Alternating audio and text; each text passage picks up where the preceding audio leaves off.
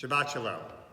As we prepare now to enter into the fourth Shabbat, when we won't be together in shul, we've entered what I saw someone on Facebook describe as the Zoom and gloom phase of the epidemic. The initial panic has somewhat subsided, but a malaise has now set in. We know that the next few weeks are going to be challenging ones, and we can't quite see the light at the end of the tunnel just yet. There's a midrash that appears in Avot de Rabbi Natan that describes an encounter between Rabbi Yeshua and Rabbi Yochanan ben Zakkai. According to the midrash, they were walking together by Yerushalayim, where Rabbi Yeshua said, "Woe unto us, the place where we used to bring atonement for our sins has been destroyed." Rabbi Yochanan ben Zakkai comforted him by saying, "It's true that the Beit HaMikdash has been destroyed, but we can atone for our sins not just through sacrifices, but also through loving kindness." Rabbi Yochanan ben Zakkai's answer suggests that there's a connection between the korbanot and the way in which we treat other people. Perhaps that the korbanot weren't only designed to bring us closer to God, but also to each other.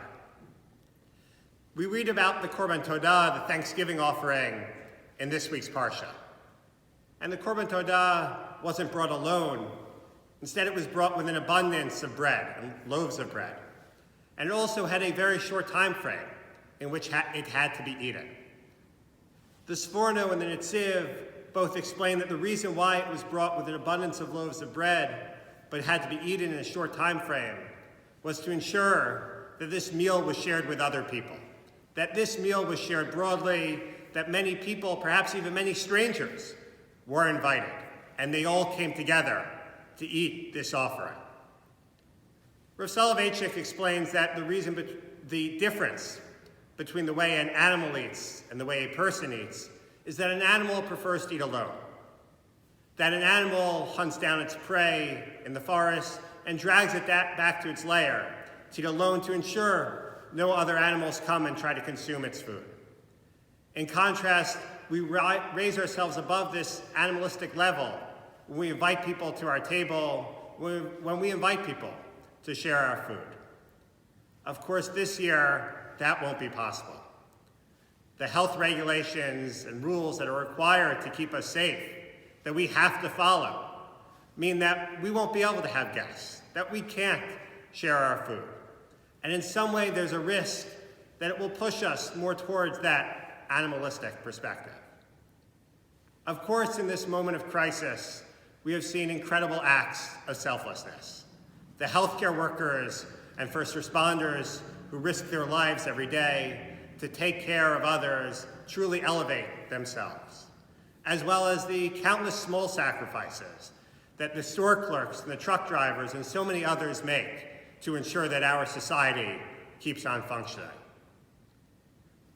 But even amongst all those stories of sacrifice and heroism, I worry that for some of us, or for all of us in some small way even, the regulations impact us, and not always for the positive.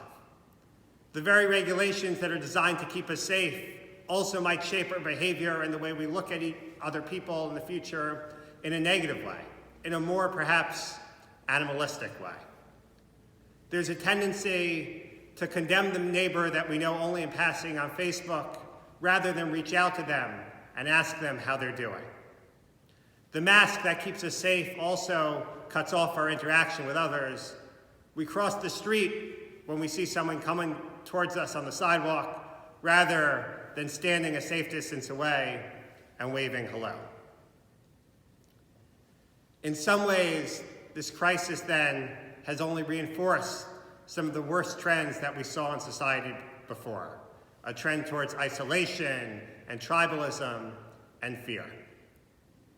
So over the next few weeks, as we go through this together, and we will be going through it together, I encourage you to reach out to that neighbor you don't know so well and check in on them, to wave hello to that person you see on the sidewalk rather than scurrying across the street.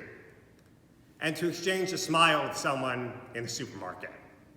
In that way, we can ensure that when we emerge out of this, we will not be a society and a community torn by separation and fear and a desire for isolation. Instead, we will have a society that has truly come together to comfort one another. Shabbat Shalom.